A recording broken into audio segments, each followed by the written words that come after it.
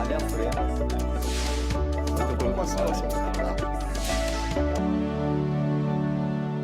Olá, seja muito bem-vindo, seja bem-vinda. Muito obrigado pelo carinho e pela sua importante audiência. Está começando o programa Em Discussão. Hoje vamos conversar com especialistas em direito do trabalho e também previdenciário. Vamos tirar dúvidas sobre acidente, doenças do trabalho, auxílio-doença e muito mais para você. Além, é claro, sobre a reforma trabalhista que aconteceu em 2017 e também de todo esse burburinho ao redor da reforma previdenciária, o que vai impactar aí em relação à sua vida do trabalhador também. Eu recebo com muito carinho o doutor João Badari, especialista em direito previdenciário. Recebo também a doutora Lariane Del Vecchio, advogada especialista em direito do trabalho. E também recebo o doutor Ruslan Stuck, advogado trabalhista. Meus caros, muito obrigado pela presença de vocês, pelo carinho. TV Alesp agradece, aliás, aqui a Casa do Povo, e eu tenho certeza que os nossos telespectadores estão ávidos por respostas importantes, né? Com certeza todos nós trabalhistas, né? Trabalhadores, aliás, temos muitas dúvidas. Quero começar pela doutora, exatamente para falar sobre essa reforma do trabalho que aconteceu em 2017. Foi benéfico ao trabalhador, o trabalhador saiu um pouco mais prejudicado. O que a senhora pode dizer em relação a essa reforma? Seja bem-vinda, muito obrigado. Eu que agradeço o convite. Em relação à reforma trabalhista, eu acho que, na verdade, veio mais para suprir os direitos sociais do trabalhador e principalmente em relação à segurança do trabalho, né? Com a terceirização aí, com a aprovação da terceirização, a gente viu que isso aí causa mais instabilidade para o trabalhador. E os números de acidentes de trabalho aumentam, porque o tomador de serviço não consegue fiscalizar tanto a parte de segurança do trabalho. Eu acho que imaginava com a reforma trabalhista que a promessa era que iam se criar um número maior de empregos, né? E, na verdade, a gente viu que isso não aconteceu. Por que, na sua opinião? Porque o custo desse trabalho não diminuiu, né? Sim. E aí fica... É um fator complicador, né? Deixa eu falar aqui com o Ruslan Stuck, advogado trabalhista. Stuck... É italiano. Italiano. Isso. Del Vecchio... Italiano. Tem dois italianos aqui. Muito prazer, viu? Prazer. Ruslan, muito obrigado pela sua presença. Também é um advogado trabalhista e esse é um tema que você tem domínio, né? Sobre a reforma trabalhista que ocorreu em 2017. Vou transferir a mesma pergunta para você. Qual é a tua visão? Como é que você classifica aí essa reforma? Precisaria ainda de mais alguns ajustes, ou aqueles que foram feitos já são suficientes? Seja bem-vindo. Obrigado. Olá a todos. Primeiramente, agradecer à TV Alesp, o programa Em Discussão. Certamente vai agregar muito aí o tema do acidente do trabalho, as doenças do trabalho. Eu tenho ao meu lado duas pessoas realmente gabaritadas, dois ícones aí do direito previdenciário e trabalhista, João Badari, doutora Larissa Del Vecchio. Certamente vai ser uma discussão muito positiva. Que, aliás, só pegar um gancho, você é um grande amigo dele, né? Somos grandes amigos. Estudamos juntos, falar a data em 2002, moramos numa república juntos na faculdade e por coincidência hoje, eu fiquei sabendo hoje que nós iríamos participar de um programa juntos, então é uma satisfação estar aqui com você hoje. Fazia muito tempo que vocês não se viam? Eu vejo ele eu converso com ele todo dia. Todo dia, mas fisicamente era um pouco mais difícil, tem uma entrevista na TV Alesp. Falei, eu também. Deu uma hora minha, ele é a minha também. Qual foi a faculdade que vocês se formaram? FMU? Aqui em São Paulo, né? Sim. Que bacana, que bacana. Pô, legal. Então a TV Alesp proporcionando esse momento mágico na vida de vocês. Muito gratificante. Que bacana. E falando sobre o direito, né, em 2017, a reforma trabalhista, no meu pensamento com a doutora Larissa, foi prejudicial aos trabalhadores, mitigar os direitos trabalhistas e sociais. A reforma trabalhista tem esse sentido de fazer um acordo entre as partes valer mais sobre o legislado, mas na prática o empregado é a parte hipossuficiente. Então não tem como você fazer um acordo com uma parte hipossuficiente. Então isso tirou muitos direitos trabalhistas e certamente prejudicou o empregado. Doutor, eu tô maduro, é uma pergunta muito particular minha, assim, e eu tenho certeza que passa pela cabeça de muitas pessoas, né? De fato, quando chega no tribunal, lá na frente do juiz que vai decidir, o trabalhador sempre é o mais correto, sempre tem o direito maior, ou isso mudou? Ou isso é mito? Isso mudou. O que acontece antes da reforma, a reforma não falo que ela foi de maneira errônea em todos os aspectos. Tem alguns pontos positivos, sim, existem. Até nessa fase processual, mas o que acontecia anteriormente é que existiam maus profissionais, como todas as profissões, que não faziam o dever correto e não tinha essa segurança ou fazer uma coisa de forma de competente. Então acontecia algumas aventuras jurídicas no ramo, no Poder Judiciário. Mas o juiz é neutro, né? Ele quer fazer a composição entre as partes no primeiro momento e não existe que é um favorecido empregado. Isso não. A lei é para todos, não tem um favorecimento aos empregados. Isso é importante a gente esclarecer. Principalmente com a sucumbência, né? Que agora ele paga quando ele perde. E aí, João, você acredita que, de uma certa forma, com essa mudança, né, bem clara, quer dizer, o trabalhador perdeu, o empregado é o vitorioso, ele está pensando um pouco antes de entrar com um processo contra os empregadores? Queria saber até a opinião de vocês em relação a essa demanda. Essa demanda, ela diminuiu? Eu acredito que sim. Porque João, seja bem-vindo, hein, João? Muito obrigado, para mim é um prazer. E fazendo um adendo, 3 italianos. Você também é italiano? Poxa, todos palmeirenses, como é que é? Não. Graças a Deus. Então tá bom. Nós migramos para Corinthians. Advogado trabalhista tem que ser corintiano. Tem que ser corintiano, então tá bom. Essa eu não sabia, essa é nova, hein? O que eu acredito? Que hoje, aquelas ações temerárias que entrava por entrar ou pedia muito, eu vejo muito isso com a Lari. Lariane tinham processos que a pessoa pedia 60 mil reais, a gente estava do lado da empresa, que quando via diminuía para 2 mil. O empregado não pagava nada com aquilo. E hoje ele paga, ele tem a sucumbência. Pode ser que nesse caso, ele tenha mais a pagar do que para receber, quando ele faz essa ação alta, com valores altos de causa, aquela ação se colar, colou. Ele vai pensar um pouco mais, né? Quer dizer, olha, o meu direito real são 30 mil reais, mas, doutor, joga 100 mil aí. Ele vai pensar um pouco mais? Sim. Hoje a gente não tem mais espaço no direito do trabalho para aventura jurídica. Não tem mais. Não. Nós tínhamos no passado? Sim. Tínhamos? Sim, até porque eu advogo já há algum tempo na área, né? Tá. E a gente realmente advoga para a empresa e para funcionário. A gente não tinha um limite. Então, por exemplo, o dano moral, é algo que a gente não consegue mensurar.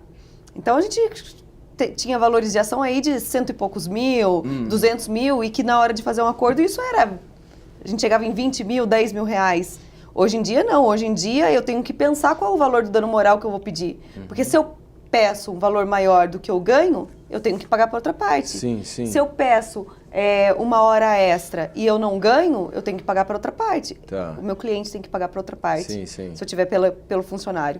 Eu li, inclusive, um artigo essa semana que reduziu em 30% o número de ações trabalhistas por conta da reforma. Por conta disso. Porque hoje em dia não dá mais para a gente jogar com o judiciário, isso, né? Não, igual você falou do dano moral.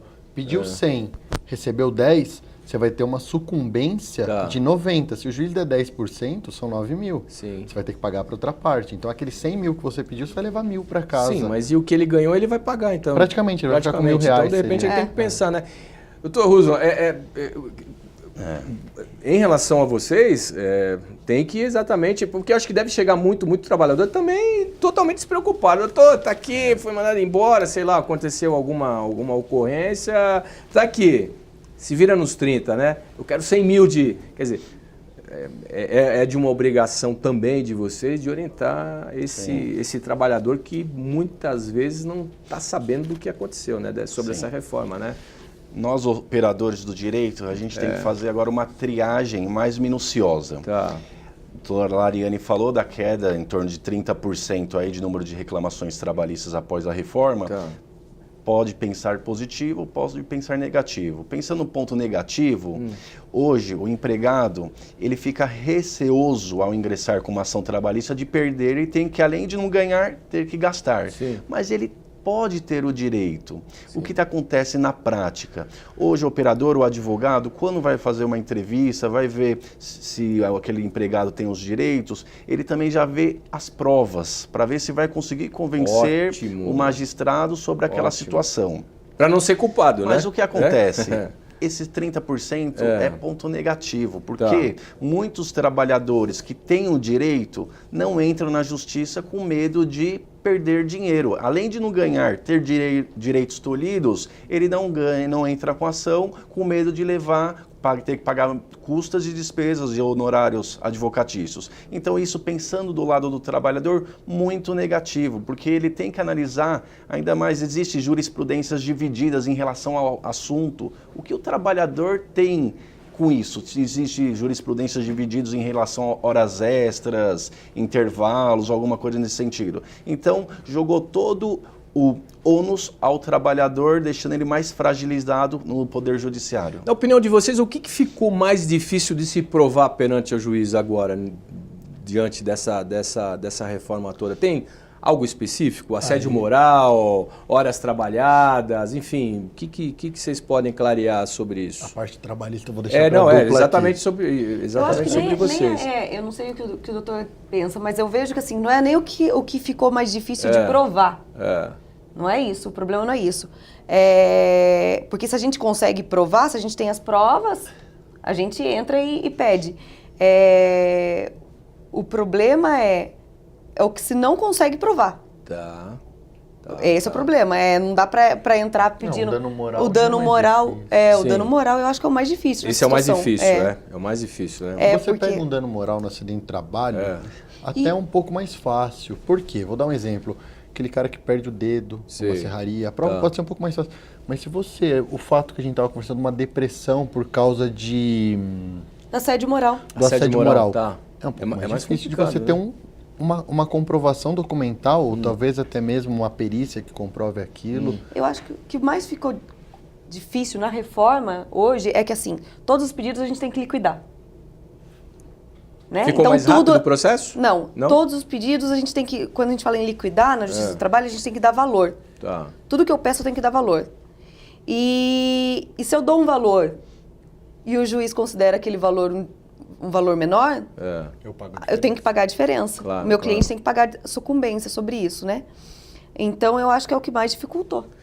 Você tem o mesmo pensamento, é isso? Certamente a parte do dano moral, especificamente aí do assédio, é uma parte mais difícil em relação às provas, porque depende de uma prova testemunhal. Então, eu entrar nesse detalhe. Entra nessa parte testemunhal, por isso que eu falo, o empregado, ele é partícipe o suficiente, é mais difícil ele arranjar testemunhas para falar dos fatos do que a empresa, que já está junto com o empregado, e aí por essa subordinação a empresa consegue a testemunha mais fácil.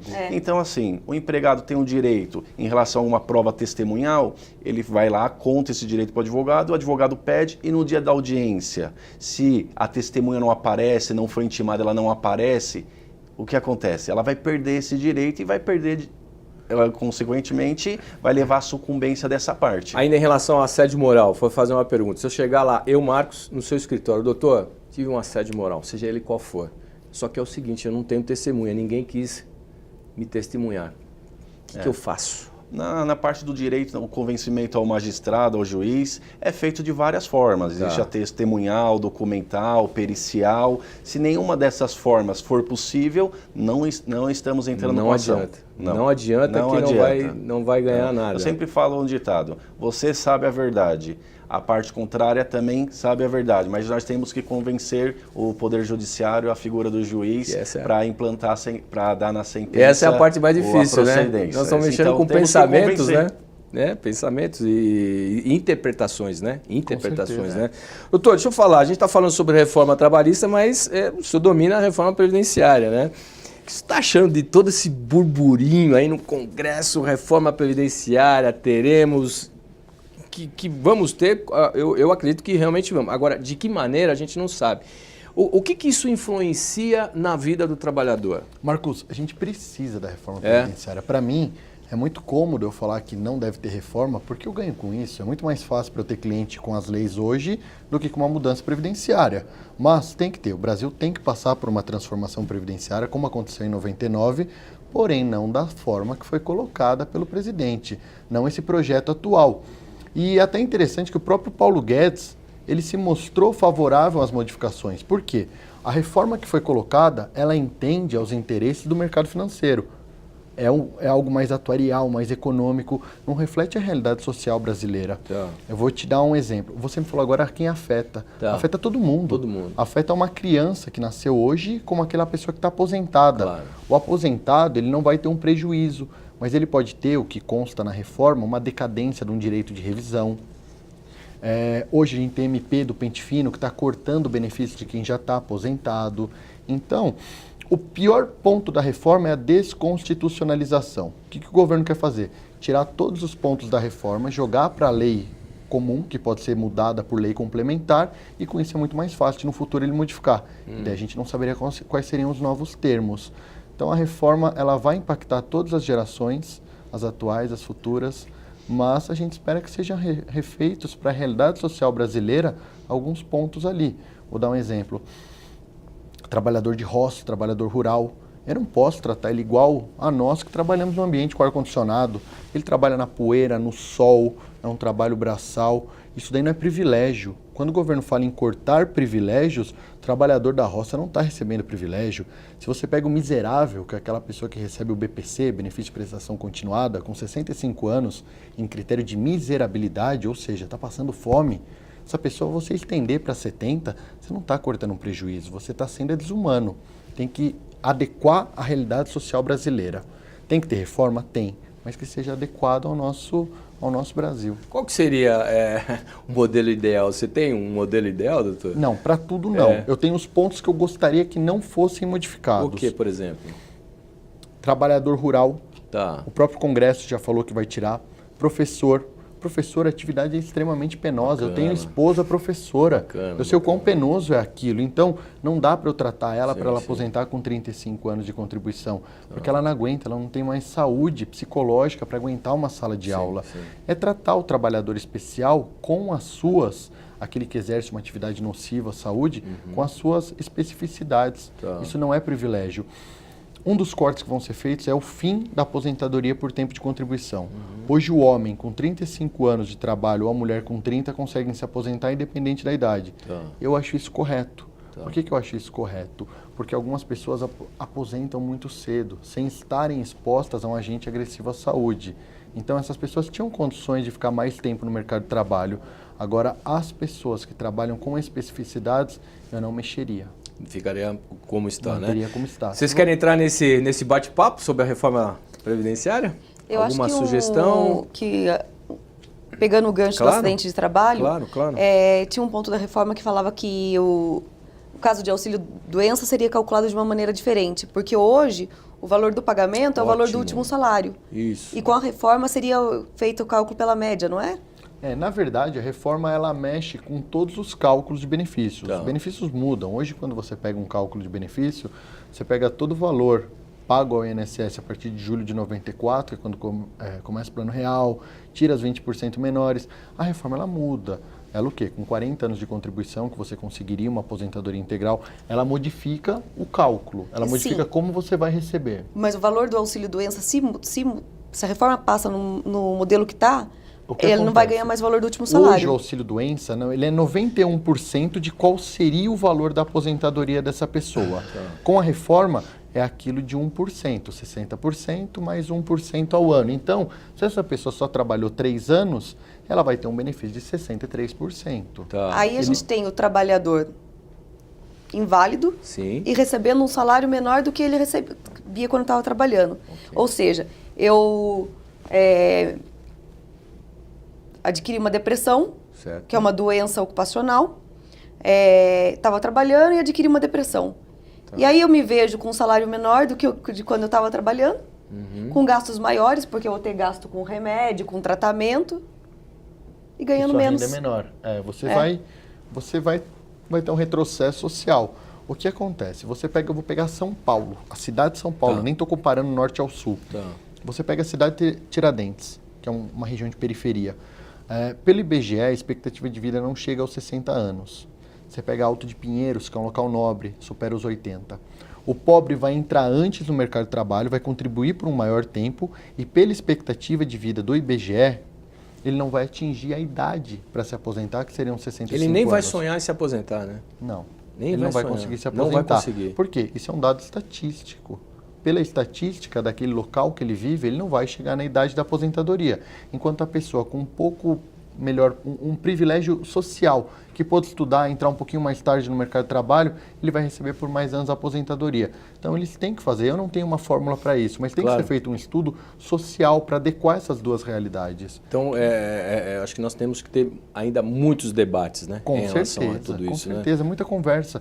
Mas o governo se mostrou favorável a essa conversa. Sim, claro, essa abertura, Isso né? É importante, né, doutor, essa abertura para ouvir, principalmente em relação, acho que deveriam realmente ouvir vocês, né? Os advogados trabalhistas. Mas eu falo muito estão realmente com a mão na massa e entendendo os problemas dos trabalhadores, né? O que vocês pensam sobre isso? Porque são as pessoas que a gente lida no dia a dia, Exatamente. A gente vê a realidade daquilo. É o histórico de vida, né? Eu vejo uma trabalhadora rural do nosso escritório em Minas, que ela tem um tumor no útero e ela sangra tanto em razão do sol de trabalhar na roça que ela desmaia. Puxa vida. Pô, não é uma realidade diferente? Com Você certeza. não pode tratar essa pessoa igual a mim que trabalha no ar-condicionado dentro do meu escritório. Sim. É que o que eles falam muito é porque, por exemplo, assim, o trabalhador rural, normalmente ele não mora, o que eles alegam, né? Que eles não moram, né? Esses trabalhadores não moram na zona rural, eles moram geralmente na cidade, né? Mas não há problema. Existe uma confusão. E não há problema nisso, né? O trabalho é lá. no ambiente rural, que vai onde é exercido o trabalho. Sim. O que acontece? Existem muitas fraudes. Isso acontece. A gente sabe que existem pessoas que não estão incapacitadas, estão recebendo benefício do INSS, mas para isso o INSS está fazendo agora o pente fino. Cabe ao INSS fiscalizar, porque o honesto vai pagar por aquele que está andando fora da linha. Claro, difícil. Doutor, você quer... Não, a reforma previdenciária, muito bem falada, ela é válida, sim. Temos que analisar. As gerações estão mudando, a expectativa de vida subindo e o modelo atual não tem como ficar. Então, mas tem que ser feita certamente uma alteração na legislação previdenciária de uma forma correta, uma forma que vai abranger aí a função social também, que a gente não pode esquecer que a Previdência é o Instituto Nacional de Seguro Social, então tem a parte social que também tem que fazer junto com a Previdência. Tá certo. Doutor, João, você está falando sobre auxílio-doença, né? O que é de fato o auxílio-doença? O auxílio-doença, a gente está falando de acidente de trabalho, mas seja o auxílio-doença acidentário como normal, como ele se dá? Quando o trabalhador ele tem uma incapacidade para o trabalho, não é doença, muitas vezes confundem isso. Olha, eu estou com câncer, eu tenho direito, é uma doença grave, eu tenho direito a um auxílio-doença? Você tem desde que ele te torne incapaz para o seu trabalho. Se a incapacidade ela for total, você não tem condições de trabalhar, e for provisória, ela vai cessar, o perito atestou que ela tem um prazo, quebrei meu braço, não vai ser para sempre. Você recebe um auxílio-doença, que é 91% do valor que seria seu benefício de aposentadoria. A gente tem também a aposentadoria por invalidez. No caso da incapacidade, ela ser total e permanente, já se converte numa aposentadoria por invalidez, que é de 100% do valor. E como que isso é confeccionado? Por um perito. Passa pelo perito do INSS e o perito vai analisar se existe a incapacidade ou não. Se o perito atestar que não há incapacidade, mas você tem um médico que diz que você está incapaz ou você se sente incapaz, você pode judicializar, que é um perito do juiz. Doutor, eu já ouvi, eu acho que todos nós já vimos várias matérias, né? Que a pessoa, ela chega lá próximo do local onde ela vai ter que passar por uma perícia, já chega com uma bengala, uma muleta. Quando ela sai sorrindo. Quer dizer, tá mais justo isso hoje? Isso é o contrário. Isso é ao contrário. A gente vê isso fica muito marcado. Jocoso, marcado. Ótimo você falar a sobre maioria, isso. Eu tenho um caso em Joanópolis, que ela tem depressão, eu conheço ela chora na minha sala. Mas, porém, para o perito, ela foi arrumadinha, passou batom, ela estava tudo bem. Eles não mostram para o perito, quando eu converso, eu nunca conversei com algum cliente meu e forcei algo, mas eu falei, mostra para ele a realidade, mostra o que realmente afeta na sua vida o seu trabalho. Se você tem a dor no ombro, você é metalúrgico, tem a dor no ombro de levantar seu braço, rodar, mostra isso para ele. sabe? Não chegue e simplesmente apresenta seus documentos. Demonstra o que na sua função a sua incapacidade te afeta. O Ruslan, a gente está falando sobre doenças do trabalho, né? É o que mais a gente vê em termos de ações trabalhistas?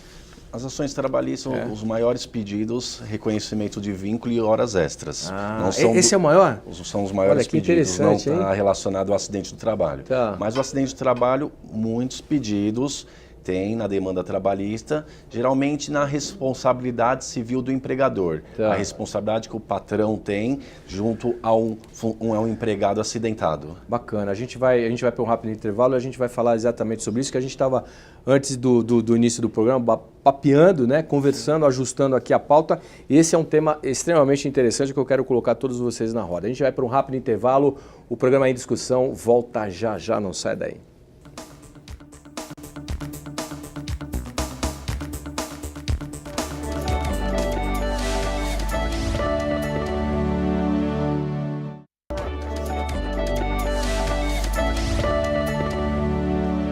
Olá, de volta com o programa Em Discussão, recebendo o Dr. João Badari, especialista em Direito Previdenciário. Recebo também a doutora Lariane Del Vecchio, advogada especialista em Direito do Trabalho, e o Dr. Ruslan Stuck, advogado trabalhista. E é agora que eu vou voltar exatamente com o senhor, porque terminamos com o senhor e eu falei, vamos voltar com esse tema extremamente importante, que é a responsabilidade civil dos empregadores em relação ao acidente do trabalho. Deu uma mexida nessa questão? O que o senhor pode falar?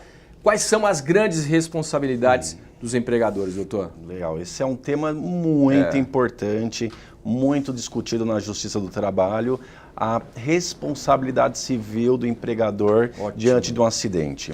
A gente tem que analisar sempre a culpa do empregador em relação àquele fato. E o acidente, existe o acidente típico, que é fácil visualmente analisar, como foi citado, perder um dedo, mas existe aquela doença no trabalho que é equiparada a acidente, que visualmente não é fácil perceber. Então, o que acontece?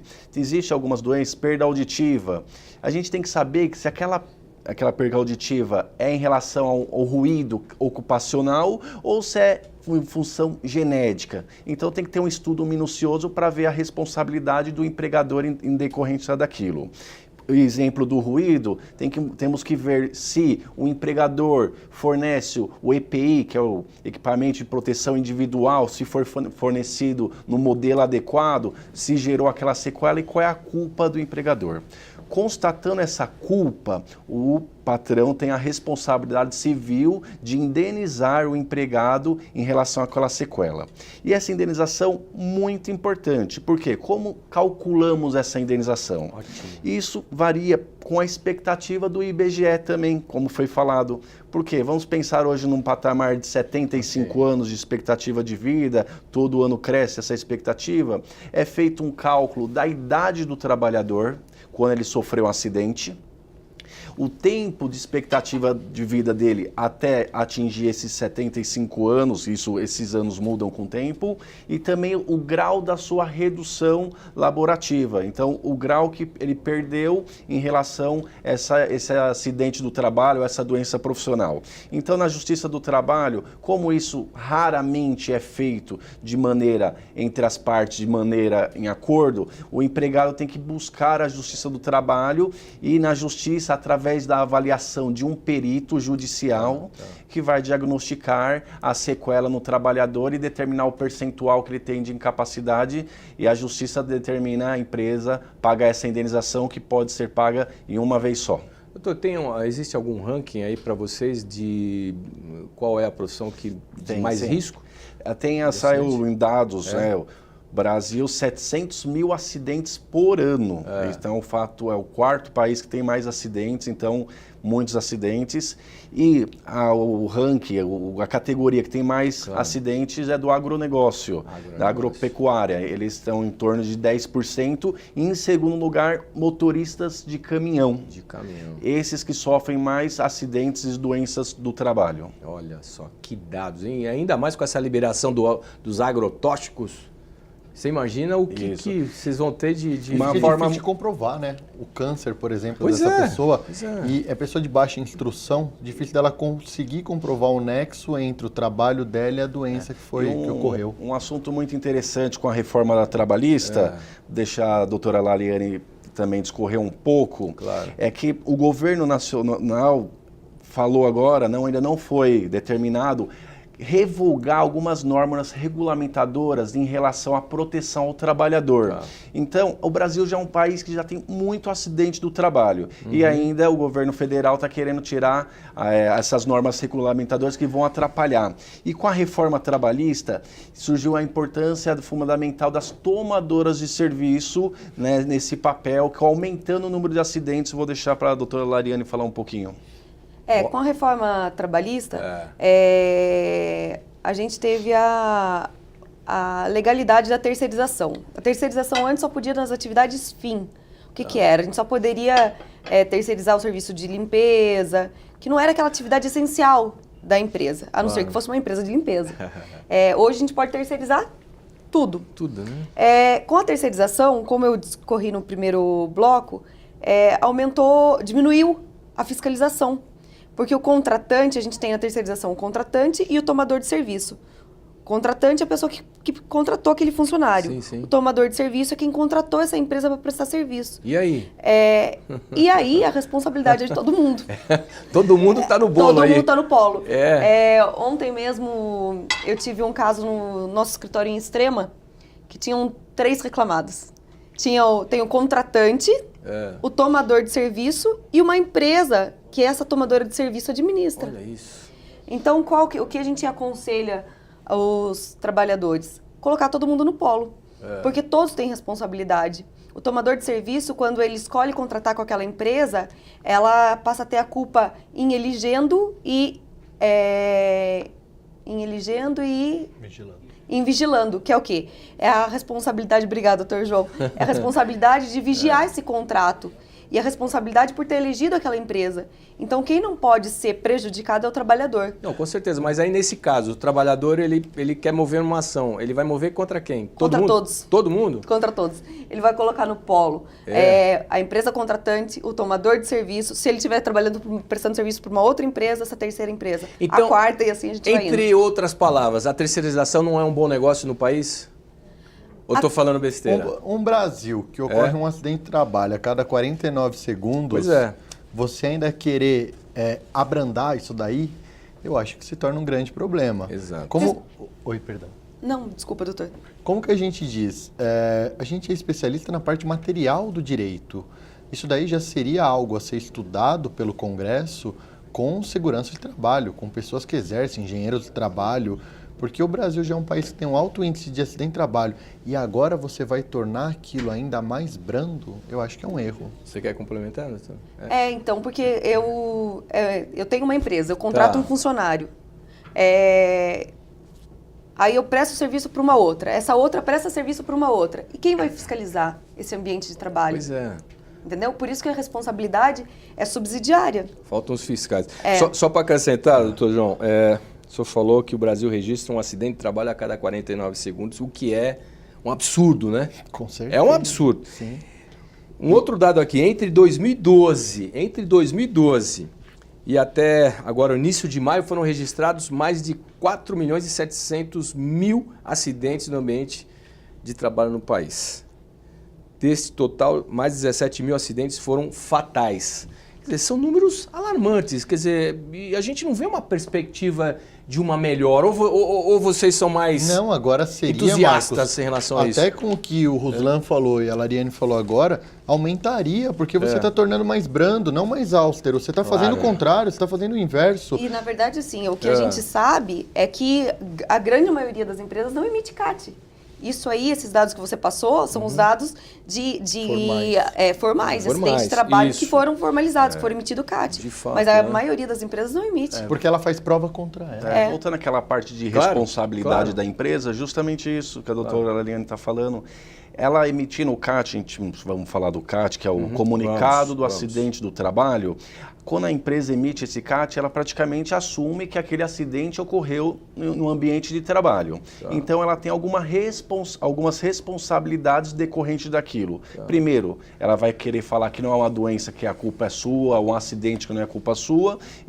Ela vai falar que é uma doença que entra na fase previdenciária. Tá. E com a emissão do CAT, que não acontece usualmente, isso prejudica o trabalhador, que ele não vai conseguir essa abrangência. E só lembrando aí, falar um pouquinho do CAT, já vamos entrar nesse assunto, que eu acho que é muito importante dar essa dica ao trabalhador. Quando tem um acidente do trabalho, uma doença do trabalho, foi diagnosticado, a empresa tem um dia útil para a emissão do CAT, que é o comunicado do acidente do trabalho. Então a empresa tem essa obrigação e as empresas se esquivam de fazer isso.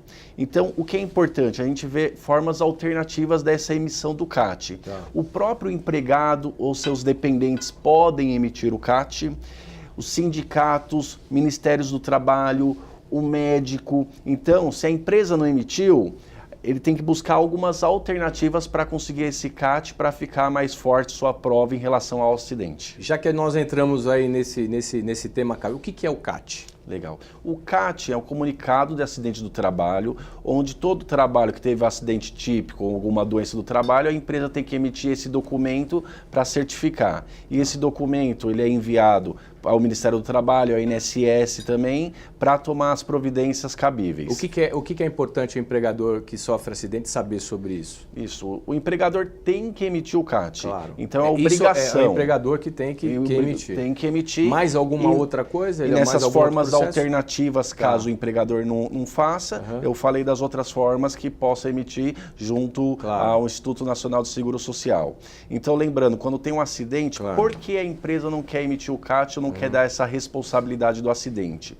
O empregado que é afastado do trabalho por mais de 15 dias e tem uma doença decorrente do trabalho, ele tem uma estabilidade. Quando ele volta ao trabalho, ele tem uma estabilidade de 1 ano no mínimo na empresa. Então as empresas, para não ter esse ônus de ter uma garantia de estabilidade, acabam não emitindo o CAT ao empregado. Então lembrando, o acidentado voltando à empresa 1 ano de estabilidade, a empresa não pode demitir, sem ser justa causa, esse empregado. Qual é o tamanho do prejuízo do trabalhador que sofre acidente caso a empresa, o empregador, não emita esse CAT? Não emitindo o CAT, ele vai ficar mais fraco em relação às provas, né? Ele vai ter que buscar provar que aquele acidente é do trabalho ou aquela doença é degenerativa do trabalho. Acontece muito a não emissão de CAT em doenças relacionadas ao trabalho, doenças de movimento. Então, o empregado que faz muito movimento no ombro, por exemplo, pegando muito peso, ele é difícil diagnosticar como doença do trabalho, mas é relacionado ao trabalho, dependendo do caso. Então, a empresa não faz essa emissão. E o empregado, quando afastado ao INSS, o Dr. João falou, dois auxílios doenças que existem, auxílio doença previdenciário e acidentário. O INSS, quando não tem esse CAT, geralmente já enquadra no auxílio doença previdenciário, que é o que tem algumas diferenciações do ponto de vista trabalhista depois em relação à estabilidade. Aí você teria que provar que é uma doença do trabalho na justiça para ganhar essa estabilidade. Eu queria voltar em relação ainda à terceirização, que eu acho que é um tema muito interessante, né? O doutor estava falando, começou a falar do país, aquela coisa toda, eu até te interrompi, te peço desculpas em relação a isso, porque a terceirização, ela veio para ficar de vez, e aí eu fiz um levantamento, né? Joguei a bola para vocês. A terceirização é um bom negócio, realmente, tanto para o patrão quanto para o empregado, não é? Porque assim, eu percebo que os empregadores cada vez mais ficam sem uma porta de saída. Eu vou falar até especificamente sobre a minha profissão, jornalista. Eu tenho muitos amigos jornalistas que eles são terceirizados. E aí, muitos deles, terceirizados, tendo que abrir a micro, pequena empresa ou uma empresa jurídica para realmente estabelecer um vínculo com essas grandes empresas de assessoria ou emissoras de TV, de rádio, enfim, não importa. Quer dizer, eu acho que isso se estende também a outras profissões, né? O que vocês pensam sobre isso? Doutora. É uma saia justa para todo mundo, é? Não, então, é porque eu não... É uma área que eu não milito. Não, sim, Então sim. Não, mas quando eu falo uma saia justa para todo mundo, é patrão e empregado, tá? Eu acho que torna mais difícil a vida do trabalhador, porque a responsabilidade do tomador de serviço é subsidiária, né? Não é primária, a primária é do contratante. E para o tomador de serviço também é algo arriscado. Sim. Porque ele está pagando para uma empresa e ele tem que fiscalizar se essa empresa está fazendo os recolhimentos de INSS, FGTS, se está pagando as verbas trabalhistas. Em relação ao trabalhador, ele tem os mesmos direitos que se ele tivesse com a carteira assinada? Sim, ele tem os mesmos direitos. A lei garante isso, né? Qual é a vantagem? Eu não consigo entender essa matemática. É porque às vezes a empresa, a gente tem indústria, a gente atua no sul de Minas, né? A gente tem um escritório em Extrema. Tem indústrias enormes e as indústrias chegam na cidade e não tem a mão de obra. Então já tem as empresas menores que fazem a contratação desse serviço e oferecem para essa indústria. Eu sou terceirizado, sou funcionário. Agora, qual é a vantagem para a empresa? Por exemplo, eu sou a tomadora de serviço. Tal funcionário está doente. Ele simplesmente liga para o contratante e fala, manda outro. A limpeza do meu escritório é feita por terceirizada. E aí? E esse foi o principal ponto. Porque quando a pessoa que prestava serviço para mim faltava, eu não tinha ninguém. Ela repõe. Lembrar um fato muito importante, vamos pensar na criação da lei, da tomadora nesse sentido. A lei é linda, né? Vamos pensar na atividade fim, que era antes da reforma. Mas começou a acontecer muitos desgastes ao trabalhador. Sempre a parte hipossuficiente é o trabalhador. Então o que acontecia? Foram criadas empresas de fachada, onde contratavam empregados para prestar serviço para outras empresas. E essas essas empresas acabavam não pagando direitinho os direitos trabalhistas desses empregados. Aí o empregado ia lá abrir um processo na Justiça do Trabalho junto a essa prestadora de serviço e essa prestadora não tinha nenhuma fortuna, nenhum dinheiro, nenhum respaldo para pagar. Aí começou a ter a responsabilidade subsidiária das empresas que tomaram o serviço. Mas o que acontece na prática, antes da reforma era só atividade fim, né? Depois da reforma eles abriram algum leque, em algumas atividades também podem exercer essa atividade e o que acontece na prática. Eu falo que a lei sempre é bonita, mas a gente tem que estudar o Brasil social e o Brasil da prática. Na prática ocorre que um empregado que faz o mesmo serviço que o outro, eles tenham salários diferentes. Porque um da tomadora de serviço pertence a uma categoria, a um sindicato, e outro empregado que é de outra categoria, outro sindicato, ganha o menor salário. E isso não é previsto na nossa Constituição Federal. Nossa Constituição Federal fala da isonomia entre os trabalhadores, inclusive de salários. Deixa eu me posicionar aqui de uma forma um pouco mais correta. Eu falei da terceirização e também do vínculo empregatício quando você é PJ, né? Pessoa jurídica, né? Quando o funcionário é PJ, é pessoa jurídica, ela também pode estabelecer os mesmos direitos de carteira assinada? Essa PJ veio nessa onda da parte dessa discussão no direito e o novo governo também quer, tirar essa parte de trabalhador. Na minha opinião, isso é muito ruim. Eles estão colocando essa oposição ao trabalhador. Então, você é meu empregado hoje CLT, amanhã não. Amanhã você abre uma firma, você vai começar a emitir nota. E o trabalho é o mesmo. Sim. O trabalho tem a subordinação, a onerosidade, a prestação continuada, todos esses requisitos de habitualidade. A pessoa é empregada, não adianta. Estão fazendo isso para fugir dos direitos trabalhistas. Aí, 13º? O que acontece é ir ao judiciário, o empregado. Na região do ABC, onde eu atuo, acontece muito isso. O empregado, ele é contratado pessoa jurídica e depois, através de uma ação trabalhista, mostrando que eles tinham os requisitos do empregado, reconhece o vínculo e ganha todos os direitos trabalhistas. O senhor indica, então, para quem é PJ... Isso, a pessoa que é PJ... desvinculado, aí ela encerre o o contrato, ele pode mover uma ação caso ele se sinta prejudicado. Vocês querem falar? É o que a gente chama de falsa pejotização. Ótimo. É esse o termo que a gente usa. Na verdade, é um funcionário. Sim. Só que ele tem horário para entrar, horário para sair, ele é subordinado, mas aí a empresa faz ele abrir uma outra empresa. Pois é. Como se fosse prestador de serviço. Mas isso a gente, como diz o doutor Ruslan, isso aí na Justiça do Trabalho, a gente comprovando os requisitos, né, da relação de emprego, a gente consegue quebrar isso. Doutor, você Marcos, quer falar? eu acho uma coisa interessante que o Ruslan estava falando da CAT. O CAT, ele traz reflexos previdenciários que são o quê? Muitas vezes, quando existe culpa no acidente de trabalho da empresa, o INSS entra com uma regressiva.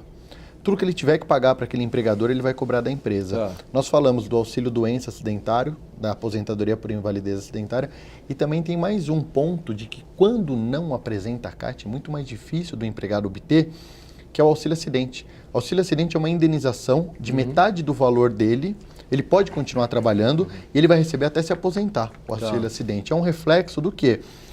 Chegou o funcionário acidentado no INSS, não tem CAT, não informou que foi um acidente de trabalho, e ele recebeu um auxílio doença comum previdenciário, ele vai ter enormes prejuízos depois, porque o acidentário conta como tempo de contribuição, o acidentário traz esses valores que depois vão virar um auxílio acidente se ficar sequela, que vão reverter também na aposentadoria, entra daí no salário, depois, quando for se aposentar, vai entrar no cálculo.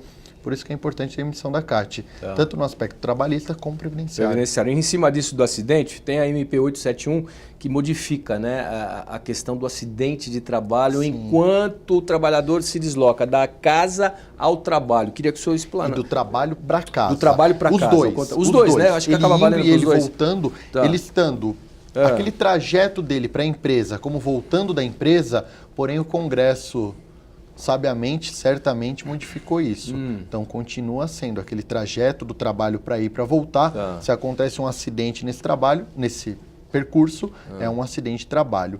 E é importante algumas diferenças que ocorrem no direito trabalhista e o previdenciário. Ruslan falou agora há pouco do ruído.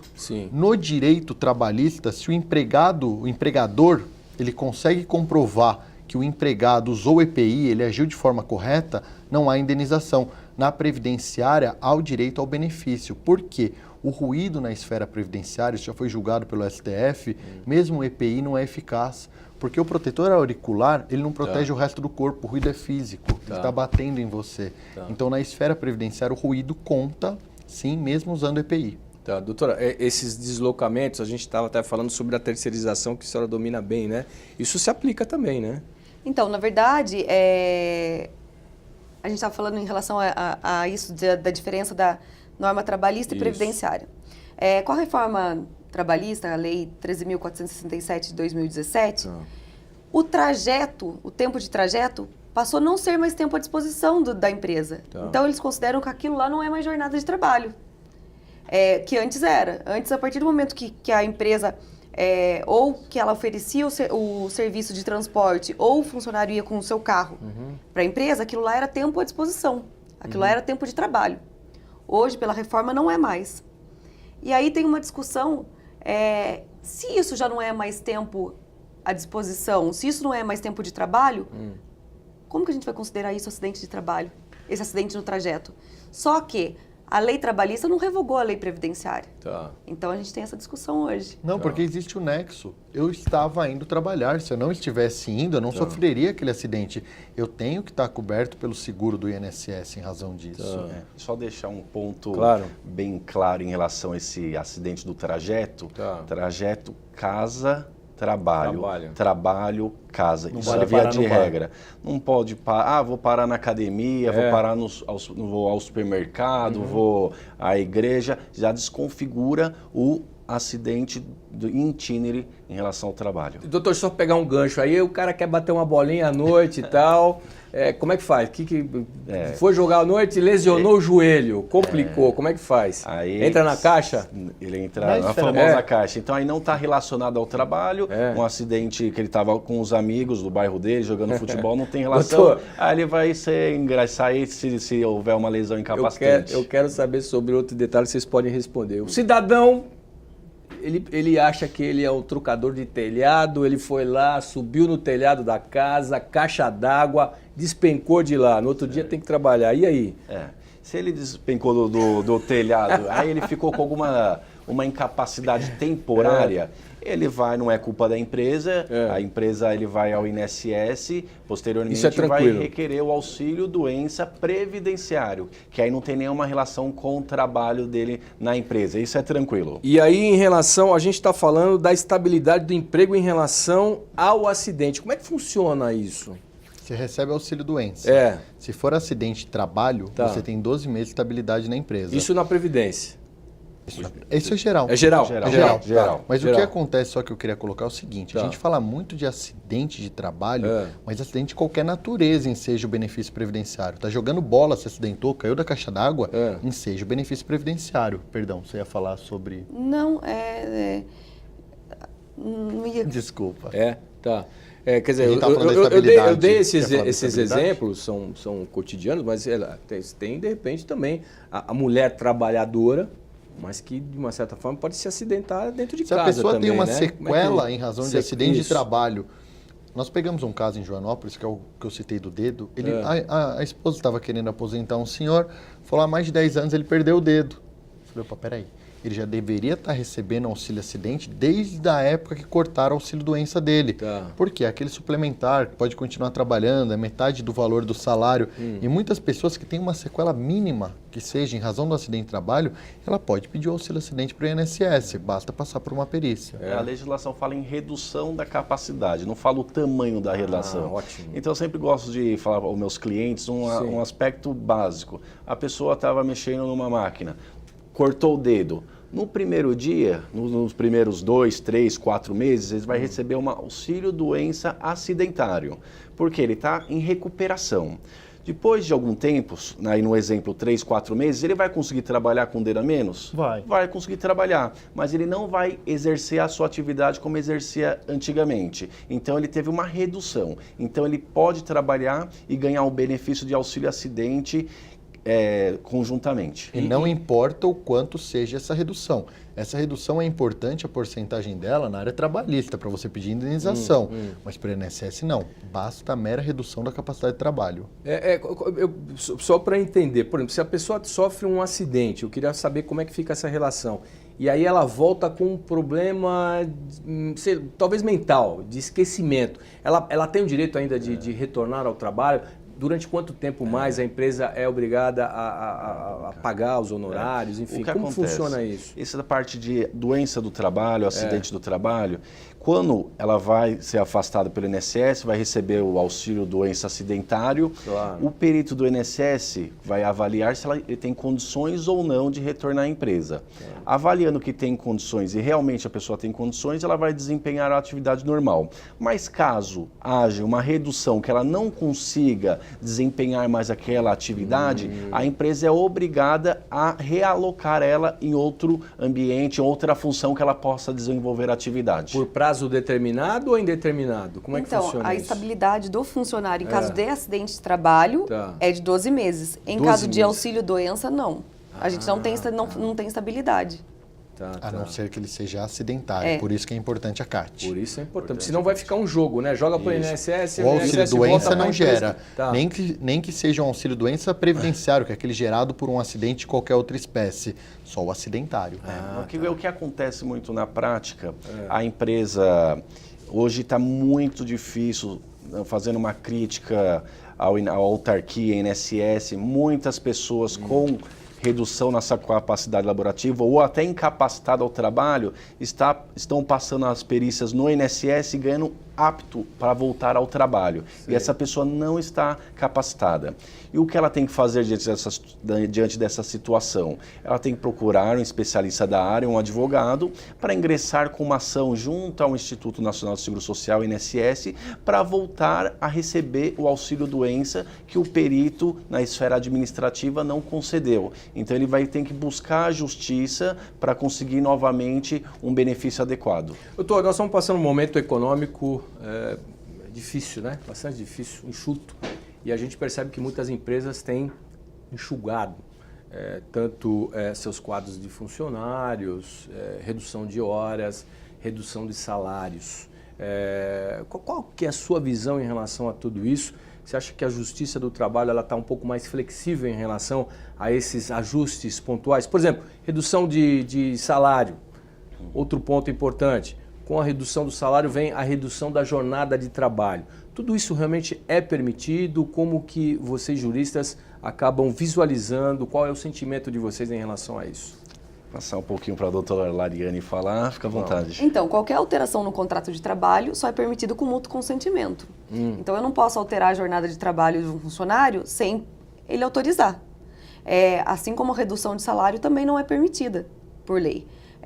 Hoje não existe nada que autorize um patrão reduzir salário. Até porque a gente não pode falar para um funcionário que hoje ganha um valor X, que o mês que vem ele vai ganhar menos. Salário é fonte de alimento, não dá para ele comer menos, porque o patrão quer que coma menos. E essa permissão tem que ser como? Então, essa negociação só pode ser feita através de sindicato, homologação? Homologação com o sindicato e mesmo assim com autorização do funcionário. Tá. E aí sim, vai reduzir valor, vai reduzir jornada para reduzir salário para ser proporcional, mas não diminuir o valor de salário. Isso não é permitido. Não. Não é permitido. Não. O que está agora no campo econômico, campo social, que está tendo muitas, é a flexibilização das leis trabalhistas aí diante da reforma de 2017.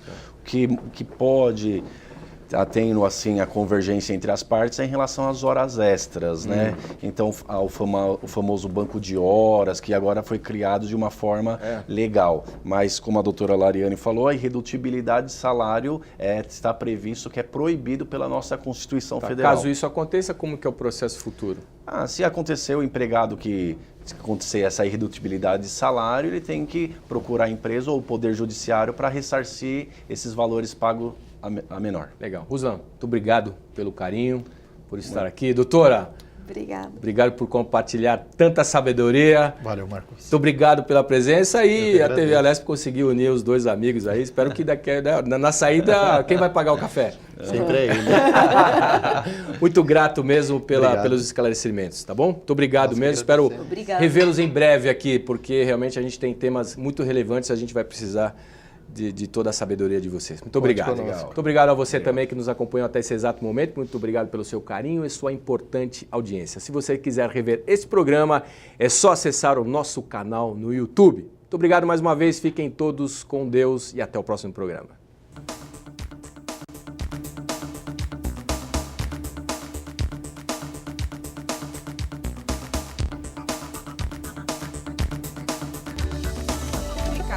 Vale a pena. Uma situação.